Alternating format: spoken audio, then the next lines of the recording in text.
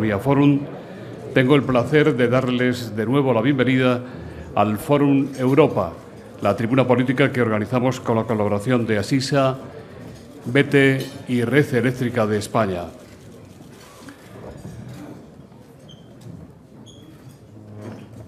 Hoy tenemos el placer de recibir en esta tribuna a don Pablo Iglesias, eurodiputado y portavoz de Podemos. Le va a presentar don Jaime Atienza, director de campañas y estudios de Intermón Oxfam. La tribuna es suya.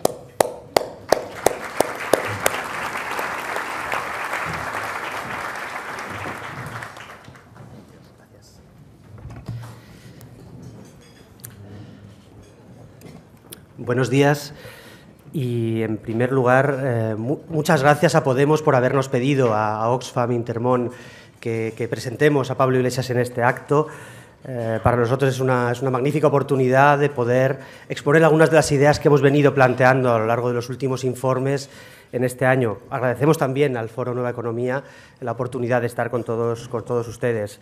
Les digo muy rápidamente quién somos. Oxfam Intermón es una organización internacional, una organización no gubernamental que trabaja en más de 100 países del mundo, que trabaja luchando contra la pobreza y la injusticia y que busca abordar las causas de la pobreza y la injusticia.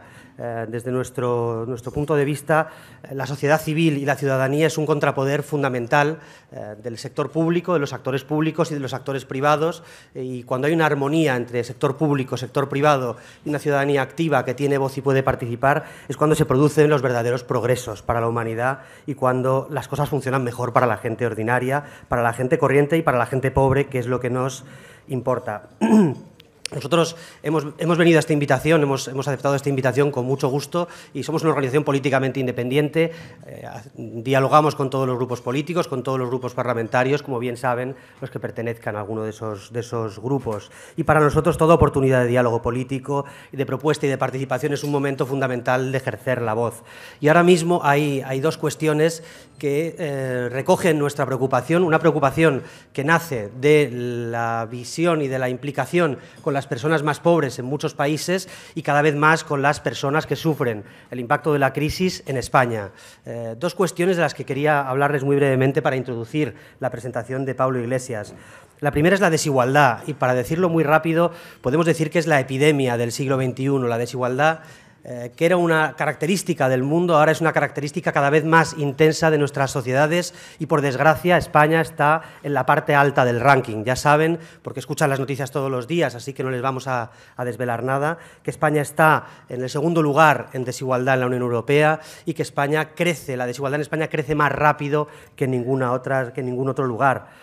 Además, tenemos índices de pobreza y de vulnerabilidad en nuestra sociedad que son insólitos, que no podíamos imaginar hace pocos años, y esto nos obliga, como una organización internacional, a fijarnos cada vez más en lo que está ocurriendo en la sociedad española.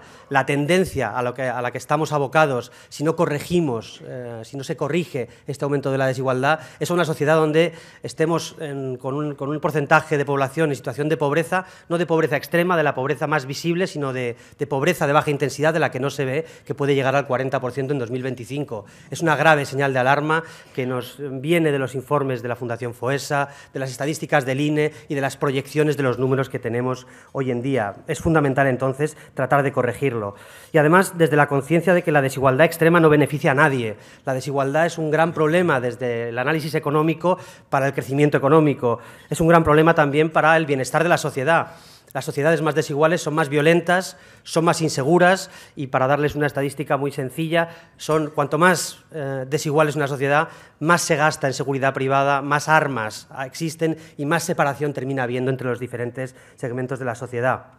Y, por último, decir que la desigualdad es algo que crece rápido, crece a través de shocks, cuando se recortan las políticas sociales, por una parte, y se permite o se favorece la concentración de la riqueza, pero que es como un incendio en un bosque. El bosque se quema rápido, pero que vuelva a crecer, reducir la desigualdad, y tenemos una larga experiencia de trabajo en América Latina, sobre todo, reducirla es algo que cuesta mucho. Recuperar esas políticas sociales públicas para que la gente con menos recursos tenga oportunidades es mucho más difícil. Y esa es nuestra visión del tema de la desigualdad, y la completo con 2 datos de una encuesta que como Oxfam Internacional hemos hecho en 8 países de Asia, África, América y algunos países europeos, entre ellos España. En España, 9 de cada 10 personas se declaran indignada o preocupada ante la brecha entre los más ricos y el resto de la sociedad. Ese es el nivel de conciencia que existe en la sociedad española. Y, por otra parte, también 9 de cada 10 personas creen que reducir la brecha entre los más ricos y el resto dará lugar a una economía más sólida. Y subrayo esto porque no es dará lugar a una sociedad mejor, sino a una economía más sólida. Así que tenemos factores sociales y factores económicos que nos hacen creer que reducir la desigualdad es una de las tareas más importantes de este próximo periodo. ¿Y cuáles son las grandes herramientas para reducir la desigualdad? Bueno, tradicionalmente en política económica se habla de 2, los ingresos fiscales y las políticas públicas, lo que se hace con esos recursos públicos. Cuando las personas no tienen recursos, necesitan oportunidades que les vienen a través de la educación pública, de poder acceder a la salud y, por tanto, no tener que gastar sus escasos recursos en cuestiones tan básicas que les impiden desarrollarse. Bueno, España hoy, la situación de la fiscalidad en España hoy, y es un tema que está en la agenda, como todos ustedes saben, por el anuncio de reforma fiscal, es que el 90% de los ingresos generados lo generan las familias, solo el 10% viene de las empresas, del sector privado, y es solamente de ese 10% el 2% que llega de las grandes compañías. Así que el reparto del ingreso, de dónde vienen los ingresos, está muy injustamente, ese reparto es verdaderamente injusto. Lo que nos encontramos entonces es que aportan más las familias, aportan menos las compañías, y que además de entre las compañías aportan más las pequeñas empresas, aportan menos las grandes compañías. Y sí sabemos que, como consecuencia de la crisis de ingresos, que es lo que tiene España en estos momentos, una crisis de ingresos fiscales, las familias se están viendo penalizadas doblemente. No solo contribuyen más por la vía de los impuestos, sino que además han aumentado su gasto cotidiano en educación en un 22%. Como hay recortes sociales, tienen que invertir más en pagar la educación de sus hijos. Así que tienen menos recursos para ahorrar, para consumir y para todo el resto cubrir el resto de necesidades. 22% más en educación, 9,5% más de gasto doméstico en salud. Así que estos son datos del Instituto Nacional de Estadística. Así que las familias se están empobreciendo por diferentes vías. Y tenemos además otro dato, que es una evasión calculada en torno a 60.000 millones de euros anuales. Según las estimaciones más modestas, hay otras que darían números más altos. Preferimos quedarnos con una estimación prudente. Nosotros proponemos ante esto que lo primero que tiene que garantizar un sistema fiscal es una recaudación suficiente para la sostenibilidad de las políticas sociales, la educación, la salud, la protección social, y también para mantener la cooperación internacional para el desarrollo, que es una seña de identidad europea que en España se está perdiendo. Y luego es muy importante en este periodo también garantizar una definición de esas políticas sociales, porque si degradamos ahora mismo lo que significa tener educación pública, acceso a la salud o acceso a cualquier otro tipo de protección social, cuando hay una recuperación económica, la gente que está en la parte de abajo no va a recibir no va a sentir esa recuperación, y la brecha de desigualdad se mantendrá. Proponemos también progresividad, que paguen más quienes más tienen, quienes más actividad económica generan. Eso es muy importante, es muy positivo que haya actividad económica. Creemos que es importante que haya actividad económica, que haya nuevas inversiones, que haya nuevos negocios y que también se generen ingresos para el conjunto a través de esto. Pero es importante que tribute más quien más tiene. Y aquí siempre recordamos a Warren Buffett, el multimillonario americano, que suele decir yo pago el 19%, mi secretaria paga el 29%. Algo está mal en nuestro sistema fiscal. En España la situación no es muy distinta de la que narra Warren Buffett para los Estados Unidos.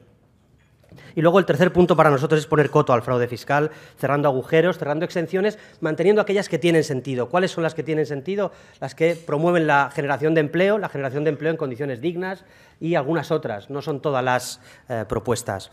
¿Qué está proponiendo el Gobierno por el momento? Bueno, nos está dando una reforma que dará una caída previsible del ingreso, que por ahora están cifrando en 5.000 millones, que haciendo números muy sencillos son 9.000 millones más otros 2.500 por IRPF, más 2.500 por el lado del impuesto de sociedades. O sea, previsiblemente más recortes, menos aportación a esas personas con menos oportunidades.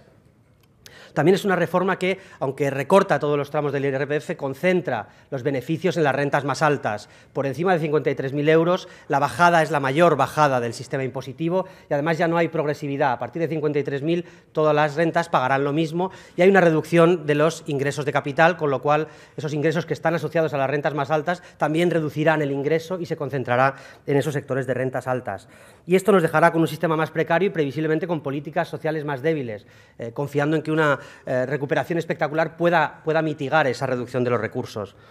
Es una reforma, desde nuestro punto de vista, que no va a corregir la desigualdad. Es una reforma que debería plantearse corregir la desigualdad, pero está tomando otra dirección. Y podríamos entrar en un análisis mucho más detallado que no toca ni hay tiempo para esto. Y, en definitiva, desde nuestro punto de vista, y recordando a Winston Churchill, es una reforma para las próximas elecciones y no para las próximas generaciones, que es lo que necesitaríamos. Corregir un país, ir a un país mucho más igualitario, donde hay igualdad de oportunidades, donde las personas con talento y que se esfuerzan y que no tienen recursos pueden conseguir progresar y mejorar. Y el último punto de esta presentación sería para hablar de algo que también nos preocupa, y es el deterioro institucional, la calidad de la democracia, que es algo que tenemos el reto de reconstruir. Hay un fuerte descreimiento, un fuerte descrédito de las instituciones, de los partidos, y creo que es una responsabilidad fundamental poder recuperarlo y poder cambiar muchas cosas, porque ese descrédito está justificado por muchas de las cuestiones que estamos conociendo cada día en los medios de comunicación. Y para nosotros es fundamental en esto proteger la voz de la sociedad civil, proteger la posibilidad de la disensión, proteger la posibilidad de la protesta. Es algo que está amenazado en muchos países, en muchas geografías, y no debería estarlo más. Y por último, pasando a la presentación de Pablo, como parte de esa necesidad de regeneración democrática, hay nuevos movimientos que están surgiendo. Creo que Podemos es un movimiento que surge en respuesta a alguna de estas situaciones digamos, críticas en la democracia, se convierte en 4 meses en un partido político con un apoyo muy significativo del 7% del electorado y plantea una forma diferente de hacer política. Más allá de las visiones ideológicas que cada cual pueda tener, supone un soplo de aire fresco para el sistema democrático español. Pablo Iglesias no necesita mucha presentación, pero voy a hacerlo muy breve. Pablo es portavoz de Podemos, es europarlamentario, doctor en Derecho y Políticas y profesor de la Universidad Complutense. Y aquí lo dejo, te paso la palabra.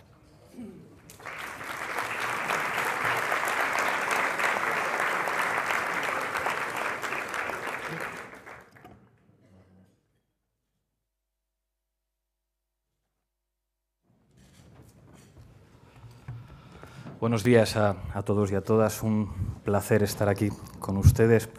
Soy consciente de la cierta expectación que ha generado mi presencia en un lugar como este, el Hotel Ritz. Parece que algunos solo me imaginan aquí entrando con un grupo de militares para nacionalizar el hotel, expropiarles los bisones a las señoras y los relojes a los caballeros, pero los que me conocen saben que rara vez digo que no a una invitación a dialogar, a discutir, a debatir, y para mí es un placer poder estar aquí, poder proponerles una serie de cuestiones para que discutamos y para que dialoguemos. Creo, además, que hacer una conferencia aquí en la que voy a hablar del poder financiero, en la que voy a hablar de lo que se ha convertido la Unión Europea, de los resultados de las políticas de austeridad en España, tiene en este escenario un lugar idóneo. He estado mirando en Internet y he visto que aquí hay habitaciones que cuestan 690 euros, 722 con desayuno, y si se trata de una habitación de lujo, 1.180 euros, al tiempo que, según Infojobs, un ayudante de cocina aquí cobra 1.200 euros. Creo que este hotel es una magnífica representación de las contradicciones sociales que vive Europa del Sur y el lugar, insisto, ideal para hacer una conferencia como esta. Mientras yo hablo desde esta tribuna, seguramente hay periodistas, reporteros, camarógrafos o cámaras de televisión que no llegan a los 1.000 euros al mes, mientras que seguramente hay caballeros cuya ropa cuesta el salario de 3 meses de un trabajador medio en España. Seguramente aquí hay personas con excelentes planes de pensión privados y gente que no va a tener una pensión jamás. Habrá gente aquí que considere que lo que estoy diciendo es un ejercicio de demagogia y de populismo y otros que estarán sonriéndose para sus adentros porque tenían ganas de escuchar verdades como puños. Así es la política y es ideal encontrar un escenario en el que la controversia pueda manifestarse. ¿Qué mejor lugar que el Hotel Ritz para hacer una conferencia como esta? Sobre esta conferencia no voy a leer, a pesar de que he escuchado aquí algunas conferencias en las que se leía. A mí en general no me gusta leer discursos, salvo en ocasiones muy contadas y en las que sea evidente que lo he escrito yo. Creo que cuando las cosas se leen se pierde ese swing, ese feeling imprescindible de la comunicación y el debate. El título de esta conferencia va a ser Recuperar la democracia. Como ustedes imaginarán, el título parte de la premisa de que entiendo que nos han robado la democracia. Hablaré de los poderes financieros, de quién manda, hablaré de cómo comenzó la crisis económica en los Estados Unidos en el año 2006-2007, de cómo se extendió por Europa, de cómo Europa ha quedado convertida en un espacio de dos velocidades en la que existe un norte acreedor y un sur deudor que se especializa en ofrecer mano de obra barata, y señalaré brevemente los resultados de las políticas de austeridad en nuestro país, a grandes rasgos aplicados por los dos partidos que han gobernado en los últimos 30 años. Como ustedes saben, yo soy profesor de ciencia política y desde que Nicolás Maquiavelo dio sentido autónomo a nuestra disciplina como ciencia, sabemos que la ciencia política es la disciplina que estudia el poder, es decir, un politólogo tiene que estar preocupado de dónde está el poder. ¿Dónde está el poder en estos momentos? En los poderes financieros, mucho más que en los parlamentos, mucho más que en los ejecutivos. Fíjense, si algo ha demostrado la crisis económica que vivimos desde el año 2007 es que precisamente ese proyecto globalizador que inició en los años 70 situó en la cúspide de la pirámide del poder político global a los poderes financieros, a las finanzas, a los bancos, a esos sectores de la economía que poco a poco, desde el fin del patrón oro, se convirtieron en el, ¿cómo llamarlo?, en el Soviet Supremo, para utilizar una expresión seguramente habitual en un espacio como este, del poder político global. El señor Warren Buffett, al que se citaba en la presentación, dijo algo aún más específico que su comentario sobre los impuestos que paga él y los impuestos que paga su secretaria. Dijo el señor Warren Buffett: claro que hay lucha de clases, lo que pasa es que va ganando mi clase. Para que entiendan ustedes lo que representa y en qué se manifiesta el poder de las finanzas, me van a permitir que cite una reflexión escandalizada de Bill Clinton poco después de ser elegido presidente de los Estados Unidos. Estaba reunido con un grupo de asesores económicos que le alertaba sobre la urgencia de reducir el déficit público, algo que nos tiene que sonar mucho a los españoles. Había que calmar a los mercados de bonos. Y Bill Clinton, presidente de los Estados Unidos, aparentemente el hombre más influyente y poderoso del mundo, dijo: ¿pretenden decirme que el éxito de mi programa económico y de mi reelección dependen de la Reserva Federal y de un puñado de mercaderes de bonos? Pues efectivamente, señor Bill Clinton, usted será el presidente de los Estados Unidos, usted será el hombre más poderoso del mundo, pero la viabilidad de su programa económico y de su reelección depende de un puñado de mercaderes de bonos. Esta es la realidad del poder político global. David Harvey llama a esta forma de configurar el poder político el partido de Wall Street, que vendría a ser así, algo así como la Tercera Internacional, solo que a la inversa. Sería el partido de los grandes poderes financieros, el partido de los que se sitúan en el ático del sistema económico y que seguramente cuando viajan a Madrid se alojan en hoteles como este, los que favorecieron las famosas hipotecas subprime en Estados Unidos que provocaron que millones de norteamericanos fueran desahuciadas de sus casas. El partido del que fuera secretario del Tesoro y director ejecutivo de Goldman Sachs en Estados Unidos, el señor Henry Paulson, que fue el que recomendó a su presidente inyectar 700.000 millones de dólares en el sistema bancario norteamericano, que después se convertirían en 2 millones. Es el partido en el que milita Angela Merkel, el partido que organizó eso que conocemos como Troika europea, que ha dictado políticas de austeridad para países del sur, el partido que diseñó las claves fundamentales del Tratado de Maastricht y que diseñó los famosos criterios de convergencia y el Pacto de Estabilidad. El partido de Wall Street tiene también funcionarios en España. Algunos militan en el Partido Popular, otros militan en el Partido Socialista, otros militan en Convergencia y Unió. Se trata de esa casta, una palabra que hemos puesto de moda en estos últimos meses, esta casta de aquellos que circulan a través de ese concepto maravilloso que inventaron los alemanes de puertas giratorias entre los consejos de ministros y los consejos de gobierno de las comunidades autónomas y los consejos de administración de las grandes empresas. Todo empezó en los Estados Unidos. En 2006 comenzaron a aumentar los desahucios en los barrios humildes. Inicialmente se trataba tan solo de familias de afroamericanos, de migrantes latinoamericanos y de mujeres solteras. No era algo demasiado preocupante hasta que los desahucios empezaron a afectar a familias blancas de clase media. A finales de 2007, más de 2 millones de estadounidenses habían perdido su vivienda y otros 4 estaban a punto de perderla. Esto era el resultado de algo muy concreto, muy específico, el fracaso del sistema bancario. No se habían equivocado los ciudadanos norteamericanos, no se habían equivocado los sindicatos norteamericanos, se habían equivocado los bancos. Las sociedades de crédito hipotecario entraron en quiebra como consecuencia de la caída de los precios en el mercado inmobiliario y como una reacción en cadena se hizo visible que buena parte de los bancos estadounidenses tenían una relación entre activos y pasivos de 1 a 30. ¿Cuál fue la principal consecuencia de esto? Dejaron de prestar a las familias y a la pequeña y a la mediana empresa. Fracasaban los bancos porque la economía ya no se fundamentaba en la producción, sino en las finanzas.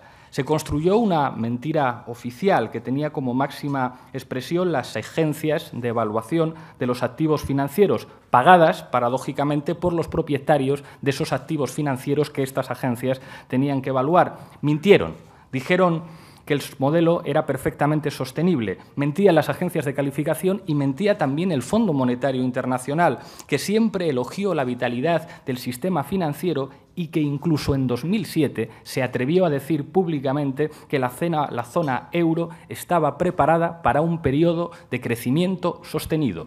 Esto lo dijo en el año 2007 el Fondo Monetario Internacional. Y finalmente el sistema bancario estadounidense colapsó y dejó de cumplir sus funciones como proveedor de crédito a las empresas y a las familias, que es para lo que tiene que servir un sistema financiero. El gobierno de los Estados Unidos, por supuesto, intervino, pero precisamente para ayudar a aquellos que se habían equivocado. Socializaron la deuda de la banca convirtiéndola en deuda nacional.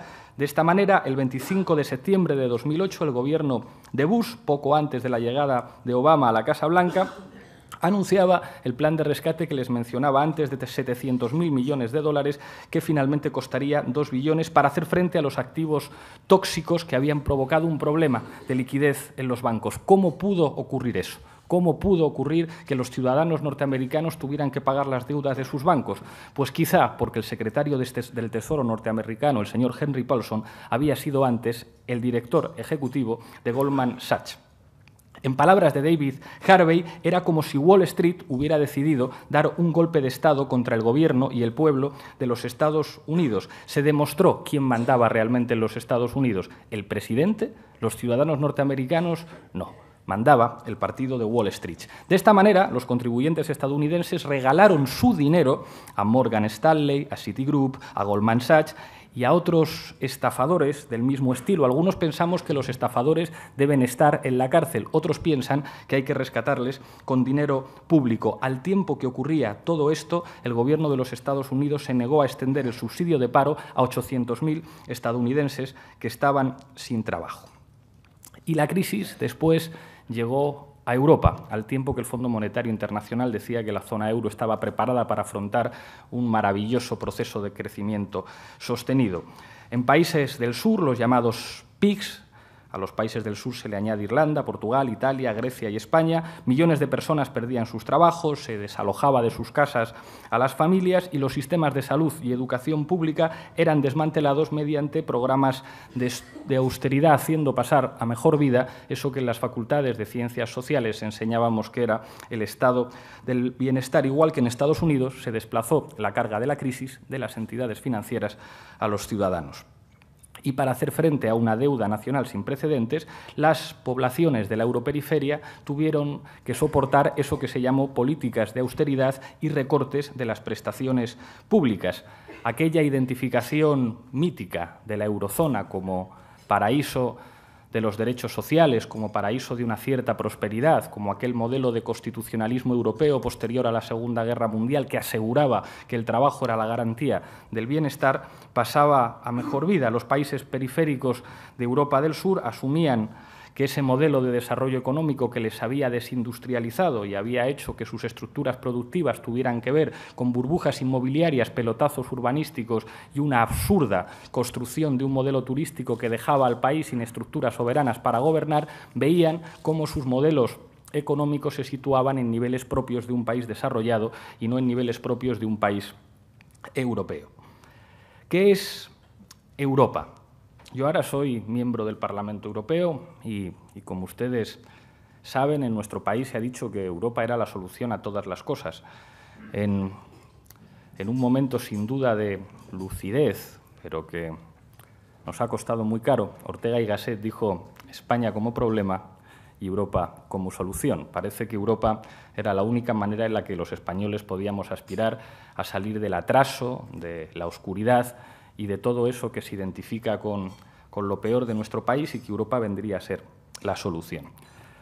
Se ha hablado mucho de aquel proyecto federalista de Jean Monnet y otros padres de la construcción política de Europa que estaban muy preocupados por los nacionalismos y por esas dinámicas que habían provocado en Europa millones de muertos y 2 guerras mundiales y nos hicieron creer que la construcción política de Europa tenía que ver con una voluntad pacifista de concordia y de construcción armónica de un futuro para todos los europeos. Por desgracia, la historia política del siglo XX tiene tonalidades más grises. Por desgracia, la historia no es tan utópica, no es tan bonita, no es tan de color de rosas. Hay factores mucho más importantes para entender el nacimiento político de Europa. El primero de ellos es que los Estados Unidos, como es natural, querían construir un espacio de contención ante el que habría de ser su enemigo fundamental en la dinámica de Guerra Fría, la Unión Soviética, y se inventaron una cosa que se llamaba Plan Marshall y que a España no llegó jamás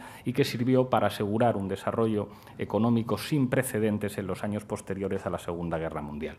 Estaba, por otra parte, el interés de Francia de ser el principal eje de dominio político de una nueva estructura en la que su superioridad militar y diplomática sobre Alemania no podría estar contestada, y estaba una Alemania destruida como consecuencia de la Segunda Guerra Mundial que aspiraba en última instancia a poder reunificarse y a poder industrializarse y desarrollarse económicamente, aun asumiendo que su peso no podría ser equivalente inicialmente al de Francia en los planos militar y diplomático.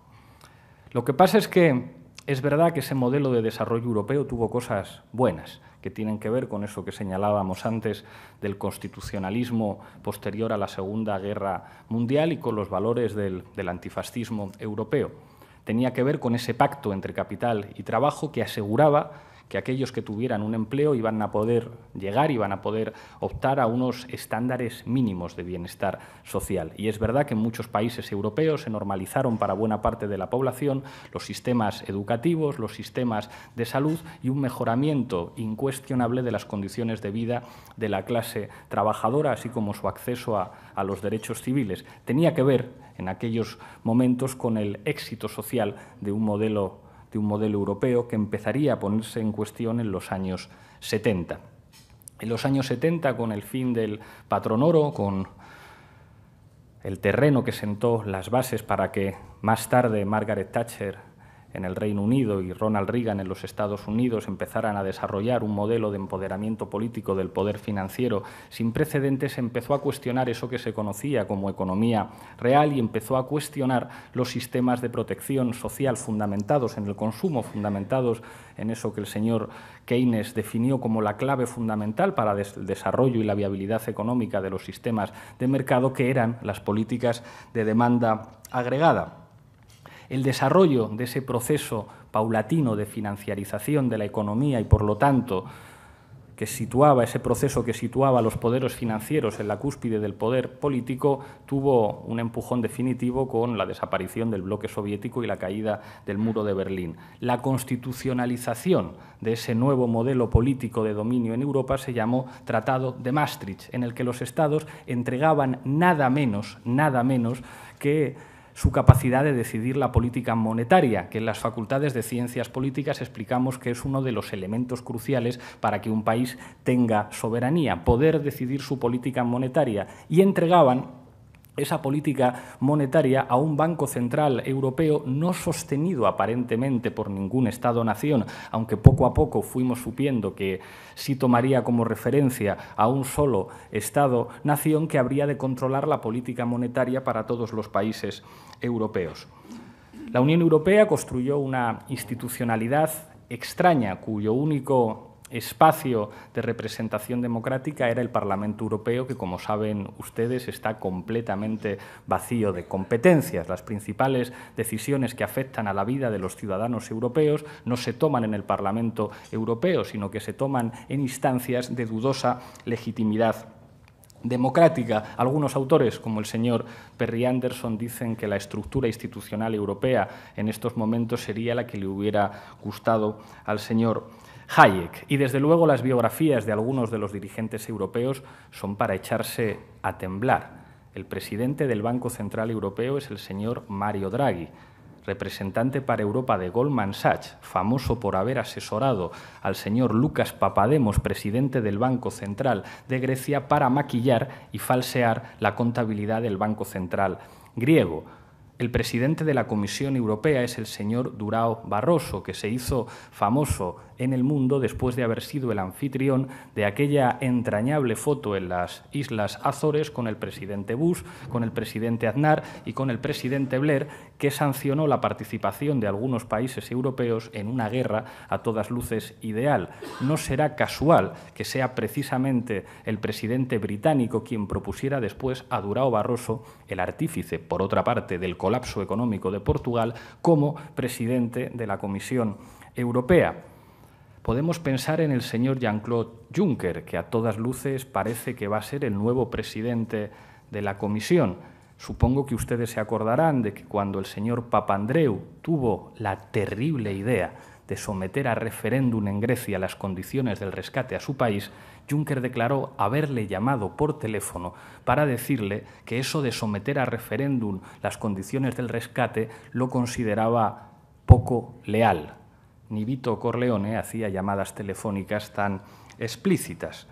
En fin, parece cuestionable que en estos momentos el problema de España tenga como solución esta institucionalidad europea, en el que tenemos una moneda que no está aparentemente respaldada por ningún Estado, pero que en última instancia trabaja para Alemania. Como ustedes saben, el Banco Central Europeo no financia a los Estados, no compra deuda, pero sin embargo se ofrece créditos en condiciones magníficos a algunos bancos. La Unión Europea sigue teniendo una dependencia militar inaceptable de los Estados Unidos. Como saben ustedes, el territorio de la Unión está repleto de bases militares. Les aseguro que, como patriota, a mí no me gusta que en mi país haya bases militares de otro país. Y da la impresión de que buena parte de los gobiernos europeos del sur se han convertido en...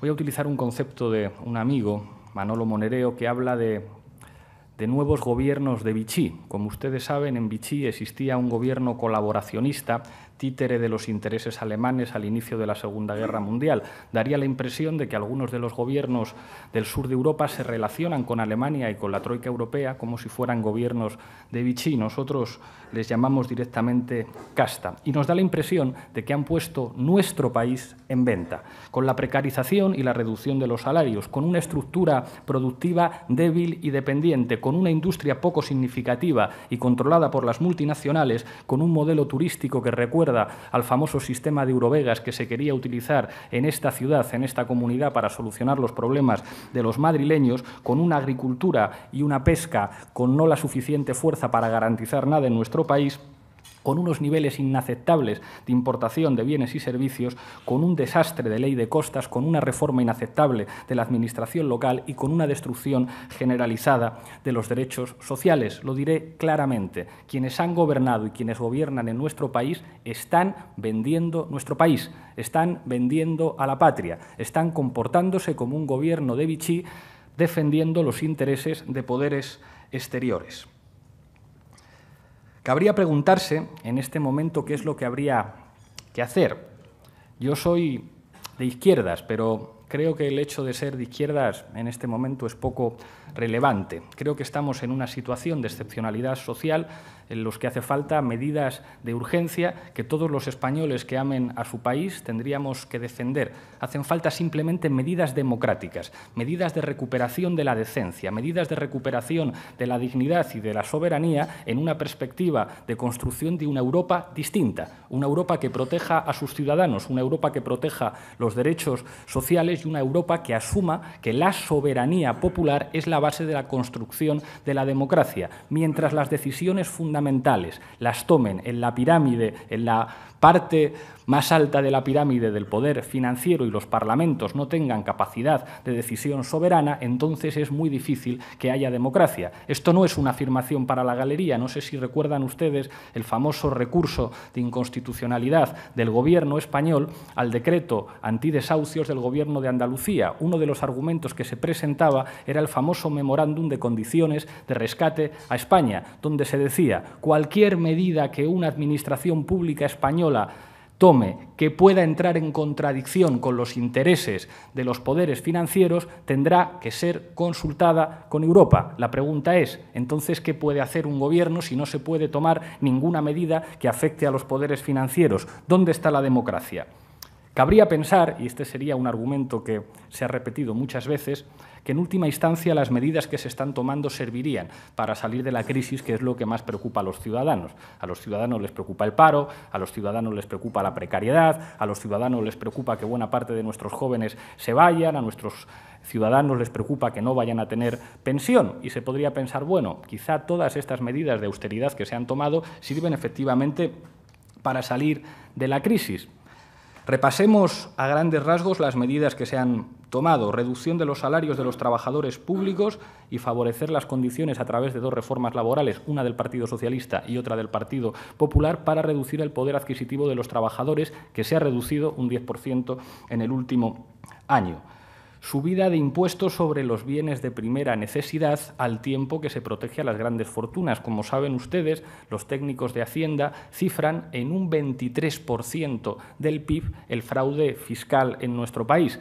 En este país sigue ocurriendo que pagan impuestos la gente más humilde y las clases medias, mientras las grandes fortunas tienen contratados asesores fiscales que les permiten defraudarnos a todos, por no hablar de los famosos paraísos fiscales que utilizan para no tributar algunas de las grandes empresas. Se han llevado a cabo privatizaciones y externalizaciones en la recogida de basura, en la energía, en el suministro de agua. Se han reducido las pensiones y se pretende seguir aumentando la edad de jubilación. Se suben las tasas universitarias y se favorecen los centros concertados, se encarecen los medicamentos y se degrada en general la asistencia sanitaria. Esto servía para pagar la deuda y para rescatar al sector financiero, y se supone que esto tenía que favorecer el crédito para las familias y para la pequeña y para la mediana empresa, pero como todos sabemos no se favorece el crédito ni para las familias, ni para la pequeña, ni para la mediana empresa. Es más, nos encontramos con situaciones llamativas como el hecho de que bancos que hemos nacionalizado, que son nuestros, como Bankia, ofrezcan planes de pensiones privado.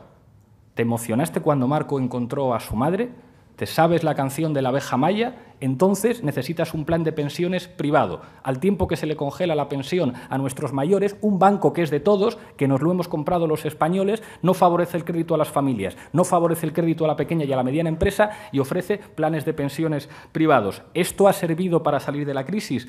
Los datos oficiales dicen que no. Seguimos en niveles de paro escandalosos, se ha producido un descenso de la población activa, se van los extranjeros y se van nuestros jóvenes más preparados, lo cual pone en riesgo la sostenibilidad de nuestro sistema de pensiones. Se producen al mismo tiempo situaciones escandalosas en el que hay niveles altísimos de parados que ya no reciben ninguna prestación. Se reducen las ayudas a los más débiles. Somos el primer país europeo en desigualdad. La pobreza alcanza niveles inimaginables hace unos cuantos años. No lo digo yo, lo dicen los informes de Cáritas y los informes de Intermón Oxfam. Somos subcampeones de Europa en malnutrición infantil. El Ayuntamiento de Barcelona detectaba 2.600 escolares con malnutrición. Al tiempo que todo esto ocurre, al tiempo que estas medidas para sacarnos de la crisis producen una situación que debe avergonzar a cualquier español que ame a su país, nos encontramos con que el número de multimillonarios aumenta. Aumenta el consumo de productos suntuosos, los beneficios de las grandes corporaciones aumentan y siguen existiendo las SICAV, las sociedades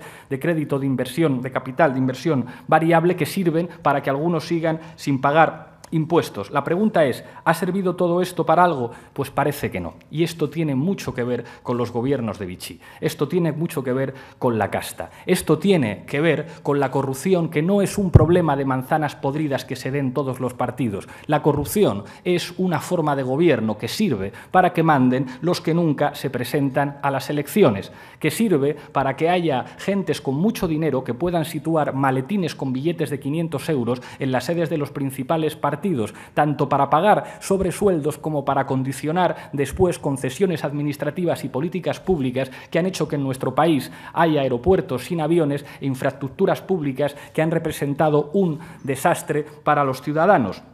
En este país se sigue produciendo esa práctica legal e infame que hace que alguien que haya sido presidente del gobierno o ministro pueda terminar en un consejo de administración de una gran empresa, porque aquí eso de que un exministro o un expresidente trabaje ejerciendo su profesión parece que se ha convertido en un mito.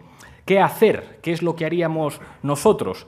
Un programa de izquierdas, ojalá pudiéramos llevar a cabo un programa de izquierdas, pero nosotros planteamos algo mucho más concreto. Planteamos un programa de salvación del país en la perspectiva de construir con otros europeos del sur una Europa diferente. Hay que hacer, y esto es inevitable, una auditoría y una reestructuración de la deuda, sencillamente porque es insostenible la deuda que hay en este país, que no deja de aumentar a pesar de las políticas de austeridad. Es decir, seguimos teniendo una deuda impagable al tiempo que los ciudadanos cada vez están mucho peor. Ya termino.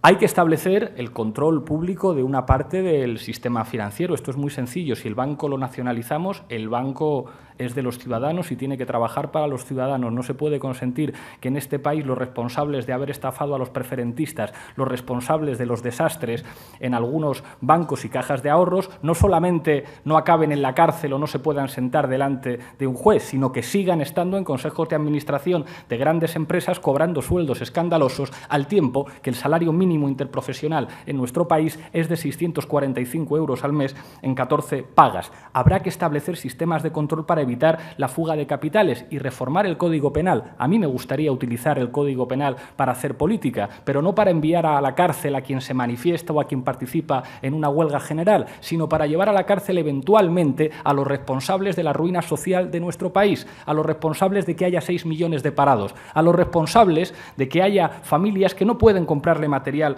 escolar a sus hijos.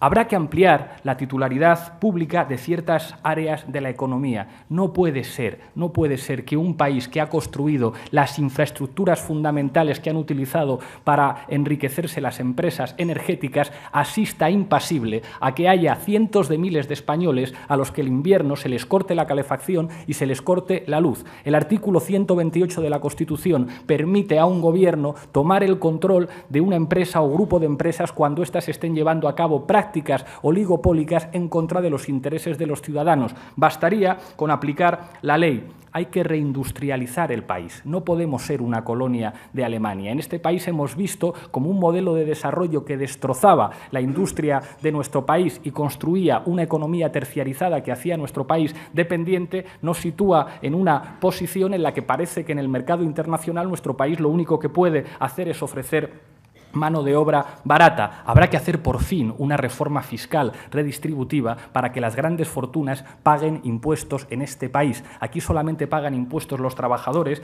y las clases medias. Habrá, gracias a esa reforma fiscal, que mejorar la sanidad y la vivienda en nuestro país. Habrá que acabar con los desahucios hipotecarios y con los paraísos fiscales. Y para esto hace falta un poco de renovación política. Hace falta gente que esté ocupando las instituciones públicas, que no tenga sueldos de escándalo que le distancien de la población a la que representa. Hará falta gente en las instituciones públicas que no se siente en consejos de administración de grandes empresas. ¿Esto se puede hacer solamente en España? Estoy convencido de que no, pero yo estuve hasta antes de ayer en Grecia, donde pude encontrarme con el que será seguramente el próximo presidente de ese país, Alexis Tsipras, y la situación de su país es muy parecida a la del nuestro. A los europeos del sur nos están humillando, nos están convirtiendo en colonias, nos están quitando la dignidad y han arrancado la soberanía a nuestros países.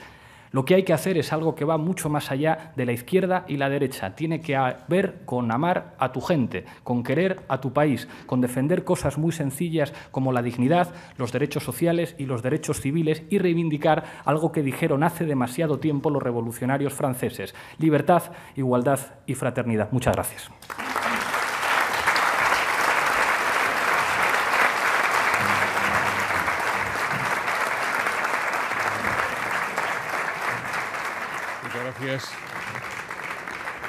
Muchas gracias, Pablo.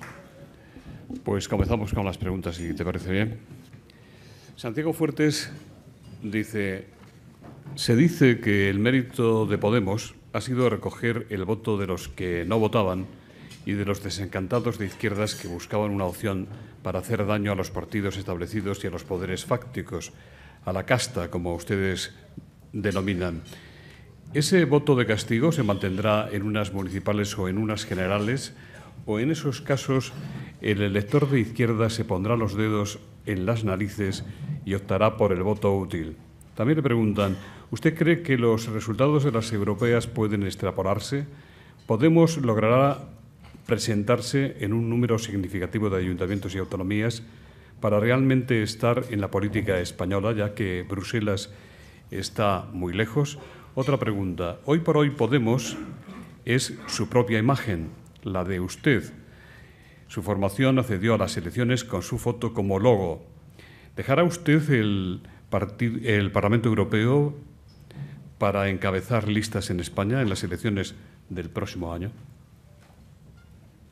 Si quiere, yo luego le repito alguna. Muchísimas gracias por las preguntas. A propósito de la pregunta de si se mantendrá el voto, creo que había muchas premisas establecidas, ¿no? Parecería que el voto a Podemos es un voto frágil, un voto de desencantados, un voto de gente que quiere molestar cuando vota. Llama la atención que se pongan tantos adjetivos calificativos a las preferencias de la gente. Esto es como si yo dijera que el voto al Partido Popular es un aval al señor Bárcenas o un aval a la corrupción. Yo creo que hay que respetar las opciones de los ciudadanos. ¿Se mantendrá? ¿Quién sabe? Tengamos paciencia y veremos lo que ocurre en los próximos procesos electorales. Estamos muy satisfechos de haber logrado 1,2 millones de votos, casi el 8% en 4 meses de existencia.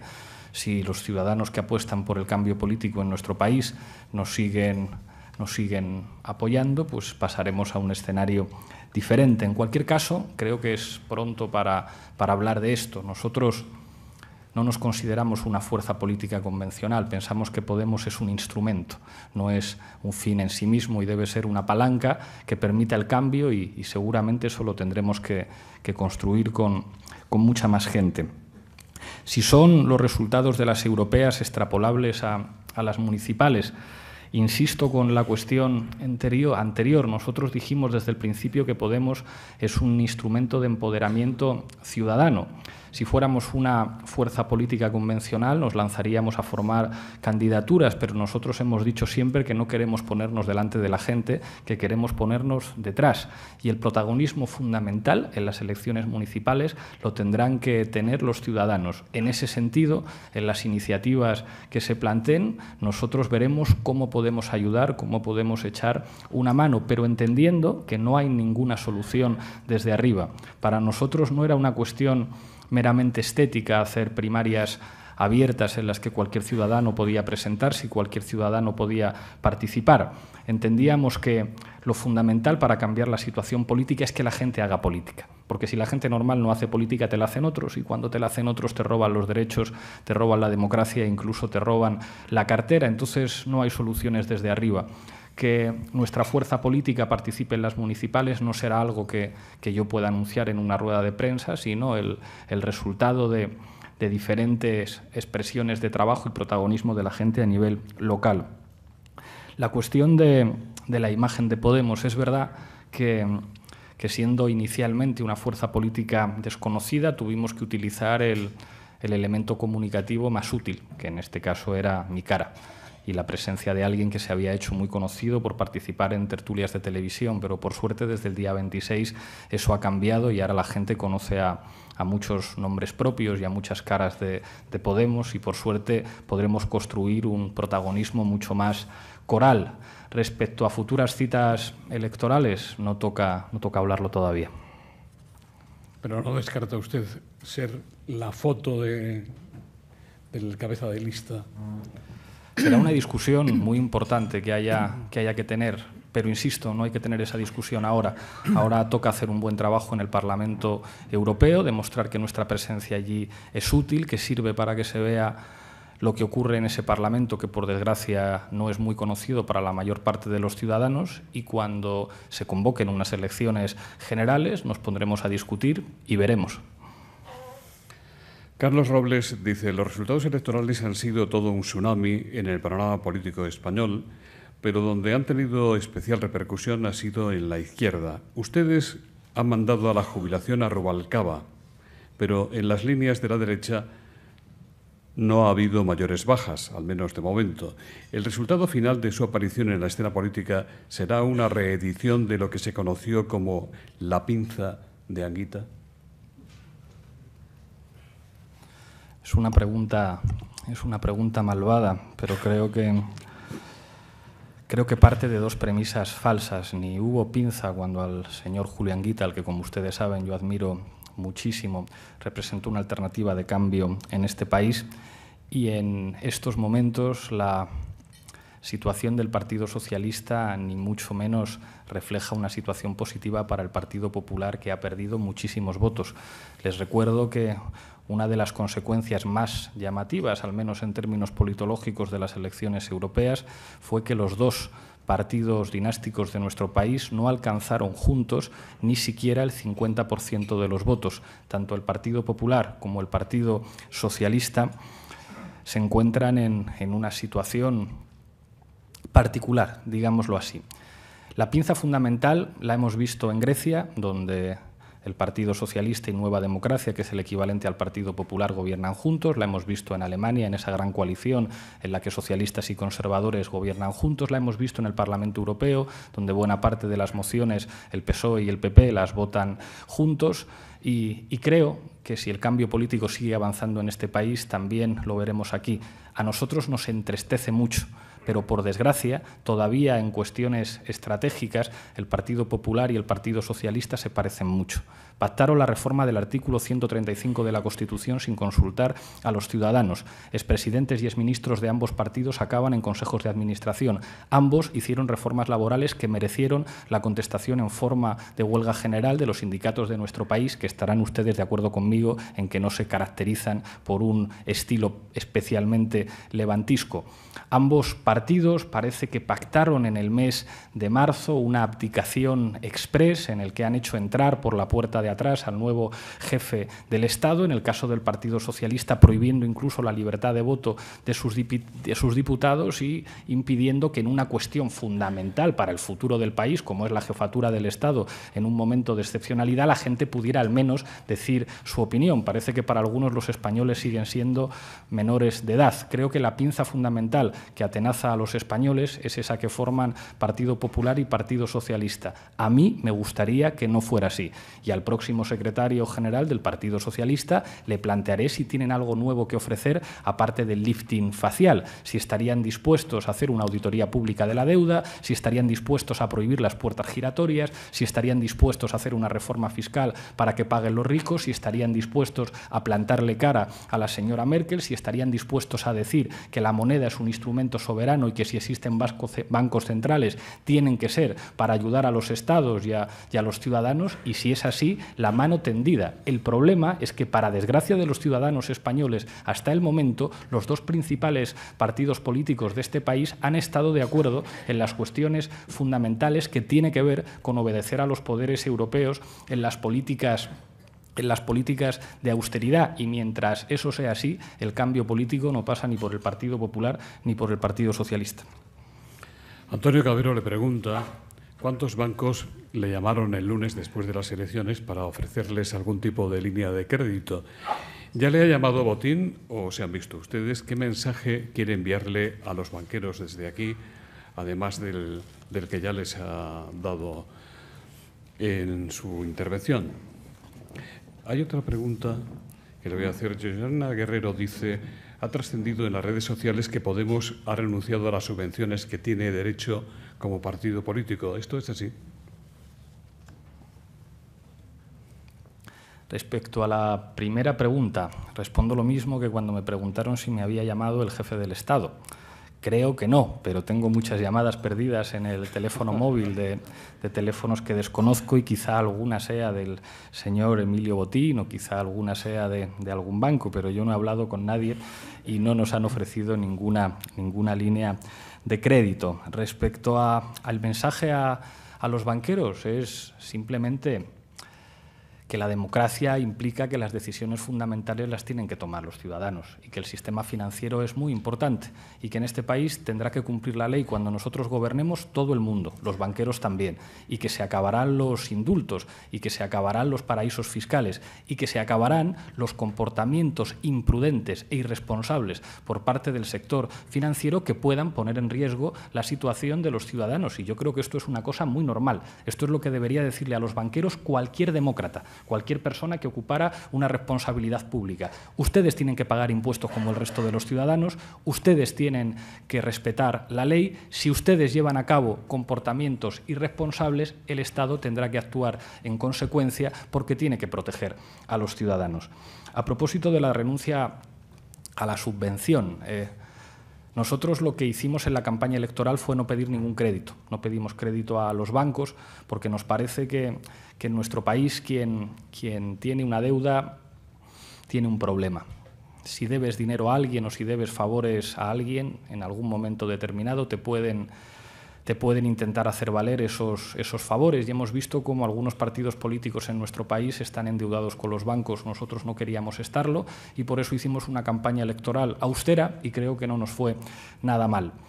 Existe una legislación que permite a los partidos obtener grandes subvenciones a partir de lo que justifiquen que se han gastado en la campaña electoral. Como nosotros nos gastamos muy poquito dinero, apenas llegamos a los 150.000 euros, pues como máximo tendríamos derecho a 150.000 euros y no a las enormes cantidades de las que podrán disfrutar otros partidos. Pero eso no nos supone ningún problema. Para nosotros asegurar nuestra independencia es fundamental y claro que aspiraremos a tener subvenciones públicas. Estaría bueno. Si no hubiera subvenciones públicas para las fuerzas políticas, solamente podrían hacer política los ricos.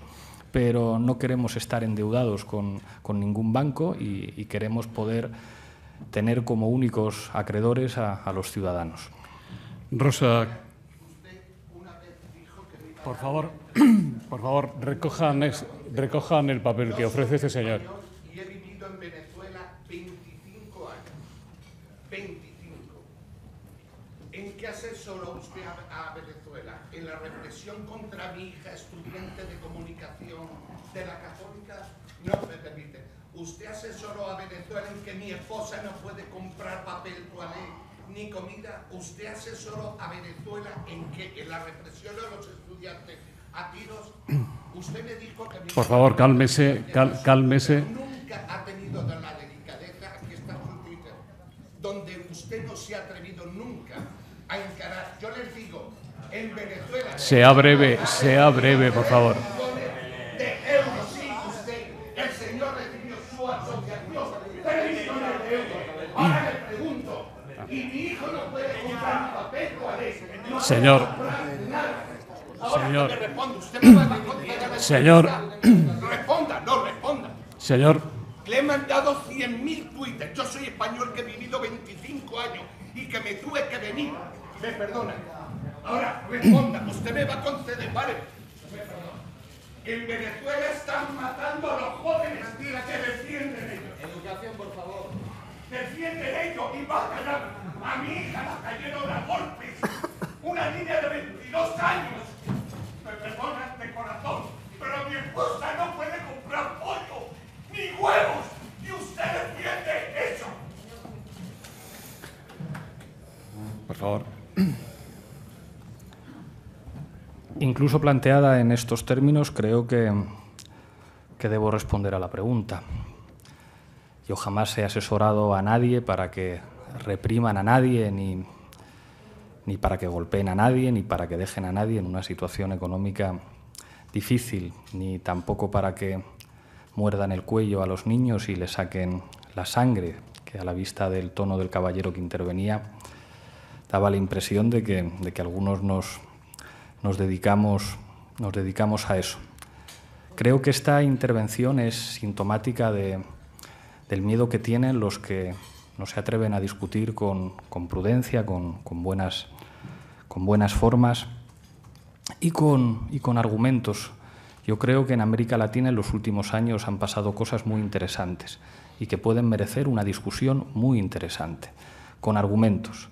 Pero desde la amenaza, desde el grito, desde la crispación, creo que es muy difícil discutir. Y yo estaré encantado de discutir de cualquier tema, de las políticas públicas de cualquier país, en cualquier lugar y con cualquier persona, como he hecho siempre.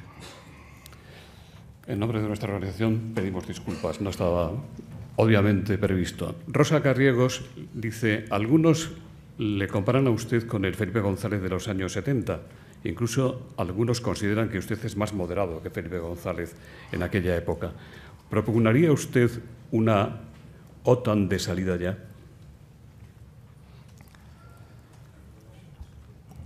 Fíjese, yo creo que Felipe González ilusionó a muchísima gente en nuestro país y en especial a mis abuelos, que entendieron que aquel Felipe González y aquel Partido Socialista representaba el cambio y que fueron a las urnas con muchísima ilusión. Y la verdad es que cuando escucho lo que decía Felipe González en aquellos tiempos, creo que decía algunas cosas razonables que, por desgracia, después contrastaron con su práctica de gobierno, que alguien que representó la ilusión de mucha gente humilde de nuestro país para tener un futuro decente se haya convertido en consejero delegado de gas natural y en asesor de multimillonarios en América Latina, revela hasta qué punto la degradación del régimen político del 78 se expresa en las biografías de algunos de sus protagonistas. Es triste para los españoles que alguien que representó el cambio político acabe convertido en consejero delegado y en asesor de multimillonarios. Y respecto a la OTAN, digo lo que debería decir cualquier patriota. A ningún patriota le puede gustar que haya bases militares de otro país en su territorio, tan sencillo como eso. Se justificó durante mucho tiempo que la dinámica de la Guerra Fría y la dinámica de bloques justificaba la presencia de bases militares estadounidenses en países europeos. No entiendo cuál es la justificación en estos momentos. A mí los únicos cuarteles que me gustaría que hubiera en mi país son los del ejército de mi país. Amelia Valencia le dice, usted es republicano, ¿cree que el nuevo rey va a ser útil en algo para mejorar la situación con Cataluña, ¿qué haría usted con los procesos soberanistas y con el referéndum que promueven ERC y CiU? ¿Hacer un referéndum en Cataluña sería tanto como abrir el melón, con un efecto dominó muy peligroso? Respecto a la primera pregunta, yo creo que ni siquiera se ha planteado en este país el debate sobre república o monarquía, sino un debate mucho más sencillo, y es si los españoles son mayores de edad para decidir. Como todos ustedes saben, en nuestro país se justificó la existencia de un monarca, de un jefe del Estado no elegido democráticamente por los ciudadanos, inviolable, inmune, no sometido a procesos electorales regulares, porque servía para que no se diera un golpe de Estado. Esa fue la justificación fundamental. Yo entiendo que el debate que se ha planteado en este momento, 35 años después de la Constitución, es de si los españoles ya por fin somos mayores de edad para decidir, para elegir la forma de Estado que queremos. Y no entiendo por qué los dos principales partidos tenían tantos problemas en preguntar a los ciudadanos. Yo no cuestiono la legalidad del proceso de abdicación que se ha planteado, pero creo que en momentos de crisis la altura y la responsabilidad de Estado implica, para los que somos demócratas, algo tan sencillo como asumir la democracia, que es preguntar a la gente. ¿Podrá el nuevo jefe del Estado contribuir a reducir la tensión con Cataluña? Pues no tiene competencias para hacerlo, y parece mentira que yo tenga que decir esto aquí. No tiene competencias para hacerlo. Ni siquiera, por lo visto, tiene competencias para discutir. Yo he dicho muchas veces que me encantaría que el nuevo jefe del Estado fuera a un plató de televisión y a un sitio y pudiera recibir preguntas como las recibimos todos y discutir de política. ¿Cómo alguien que es inviolable, que tiene una función puramente testimonial y simbólica, va a contribuir a resolver un problema político? Los problemas políticos no se resuelven haciendo llamadas telefónicas secretas, si es a lo que se refieren los que dicen que el nuevo jefe del Estado pondrá a tener una influencia positiva. Los problemas políticos no se resuelven teniendo buenas relaciones con los grandes poderes económicos. Los demócratas entendemos que los problemas políticos se resuelven preguntando a la gente. Por eso, ¿cómo me va a parecer mal a mí que los catalanes puedan decir su opinión, puedan decir qué opinan? Si quieren seguir formando parte de este país, como a mí me gustaría, porque a mí no me gustaría que Cataluña así fuera, o si quieren un modelo de relaciones jurídicas diferentes. ¿Por qué tenemos tanto miedo a preguntar a la gente? ¿O es que no son mayores de edad para al menos expresar públicamente su opinión y decir que los problemas políticos, que son una evidencia que existen, se pueden resolver democráticamente preguntando a la gente? Ahora bien, no piensen que de mis palabras se trasluce ninguna simpatía hacia el señor Artur Mas. A mi juicio, los señores de Convergencia y Unió en las cosas importantes son muy parecidos a los del Partido Popular y a los del Partido Socialista. Los que privatizan, los que están de acuerdo con que los poderes exteriores sigan teniendo el control de las principales decisiones, no pueden hablar de soberanía.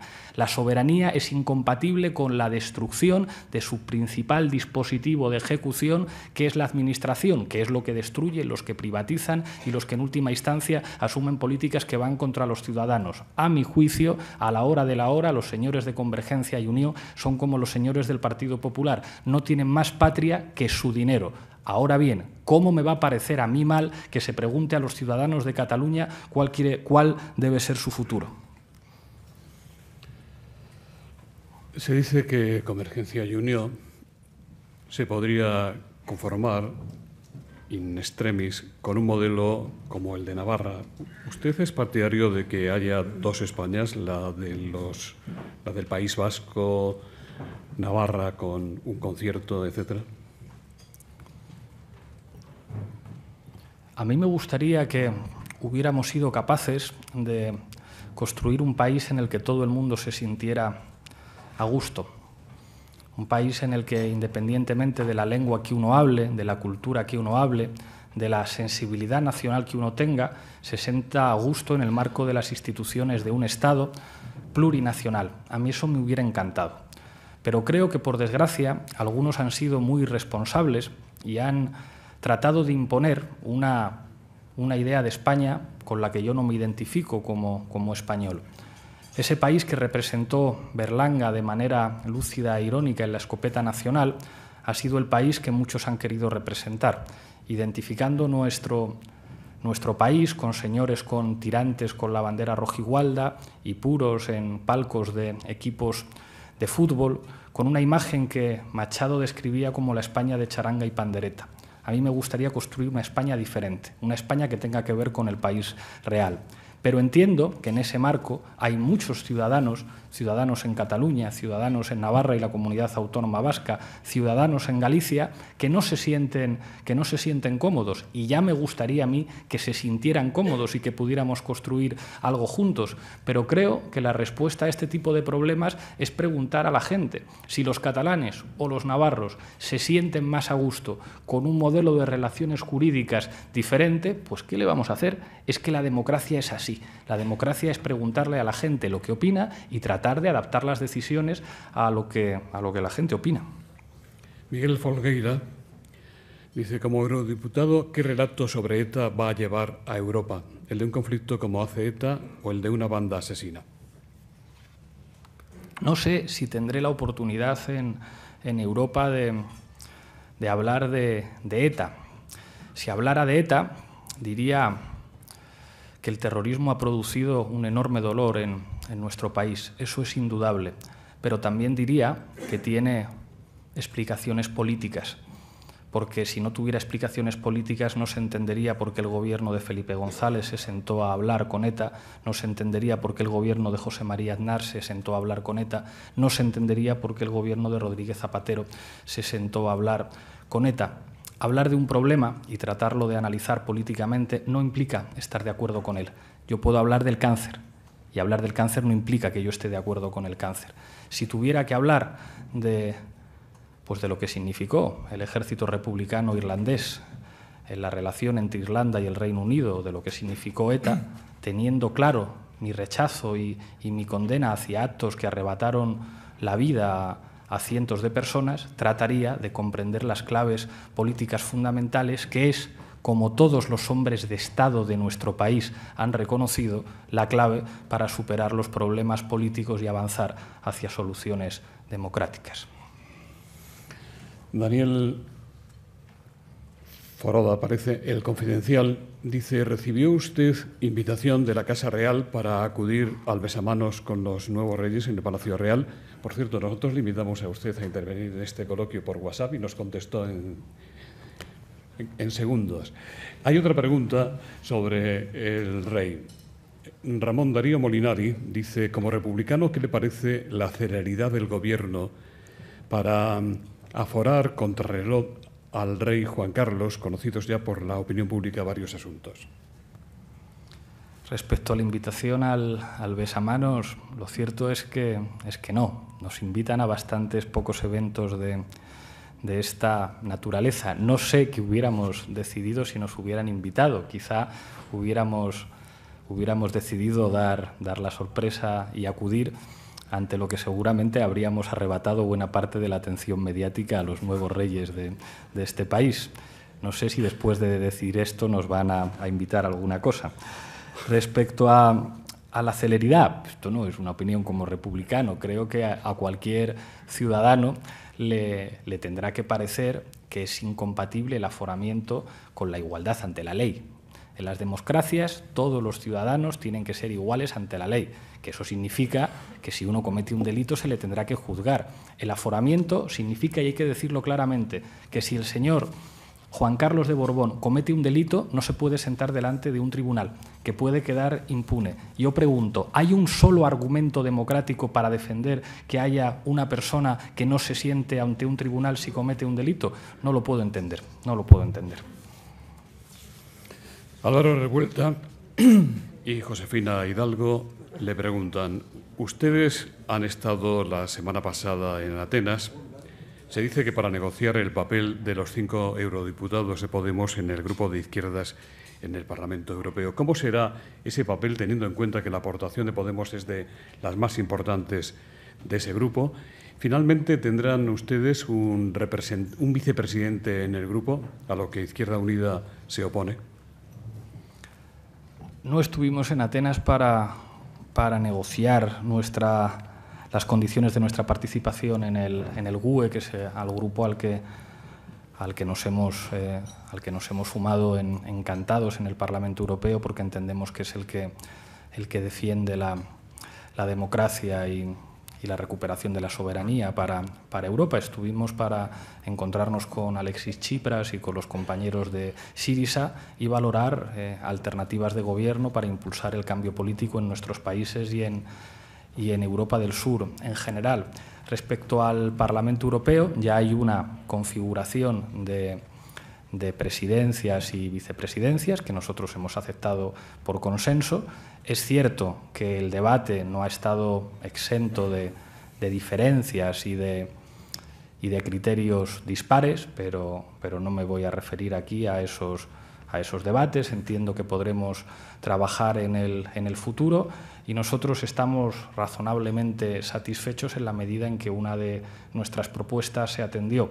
A nosotros nos parecía fundamental que el grupo tuviera un gesto especial con Syriza, que el grupo no se presente como representante de grupos políticos subalternos en Europa, sino como un grupo que aspira a gobernar Europa de otra manera. Syriza, como ustedes saben, ha sido la fuerza política más votada en Grecia en las últimas elecciones europeas y, según dicen las encuestas, es probable que pueda formar gobierno en su país. Por eso a nosotros nos parecía muy importante que en el grupo hubiera un gesto hacia lo que puede representar Syriza como esperanza hacia el conjunto de los europeos, y ese gesto se ha producido y el GUE negociará que una de las vicepresidencias del Parlamento Europeo sea para uno de los eurodiputados de Syriza.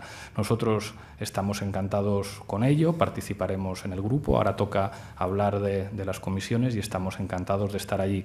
Que haya diferencias, que haya debates, que podamos tener... ¿En qué comisión le gustaría estar a usted? En la de Exteriores. Eva Luna dice, ¿qué opina de la reforma de la ley del aborto del Gobierno? ¿Debería incluirse la malformación fetal como tercer supuesto? ¿O son partidarios ustedes de reformar más la ley? A este respecto, nosotros somos partidarios de respetar el derecho a decidir de las mujeres. Es terrible que en el año 2014 estemos discutiendo de las mismas cosas que se discutía en los años 70 en nuestro país.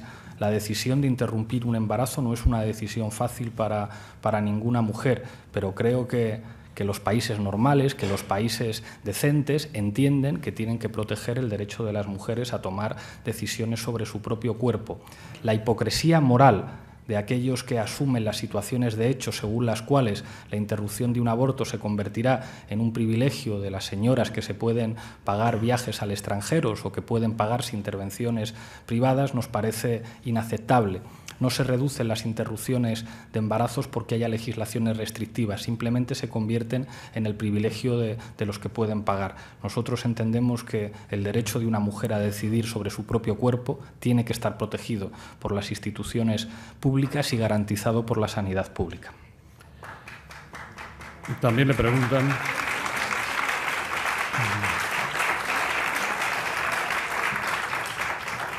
También le preguntan para cuándo un sindicato Podemos como alternativa al bipartidismo sindical.